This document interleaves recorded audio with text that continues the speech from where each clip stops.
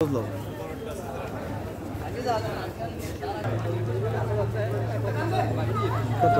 হওয়ার কারণ হচ্ছে হলো গরুর বাচ্চা কিনতে বেশি টাকা লাগছে, খাবারের দাম বেশি, অনুমান করে গাড়ি ভাড়া বেশি, সব কিছু দিয়ে আর কি, এই জন্য আর গরুর দাম বেশি।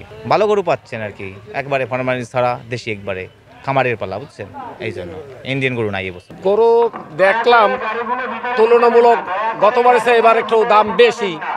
ইন্ডিয়ান গরু বাজারে নাই, দেশি গরু তো বাজার খুব চওড়া। ঘোরাঘুরি করলাম, দেখি গরু একটা কিনতে হইবে, কোরবানি দিতে হবে, তো বাজারে ঘুরি দেখি কি অবস্থায়, কি কিনতে পারি না কিনতে পারি।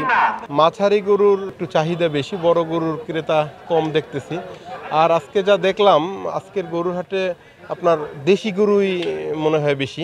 যে এনে কোনো সমস্যা নাই, এনে বরাবর যেটা বিক্রি হয়েছে তার চেয়েও ভালো হইতেছে এবং কোনো ঝামেলা নাই, কোনো যার যার খুশি মতো কিনতে পারতেছে এবং হিজারাদার যেটা সরকার নির্ধারণ করছে তার চেয়ে আমরা অনেক কম নেই, কারণ স্থানীয় মানুষ গরু কিনতে আসে, তারা যেভাবে খুশি সেভাবে আমরা নিতে আসে।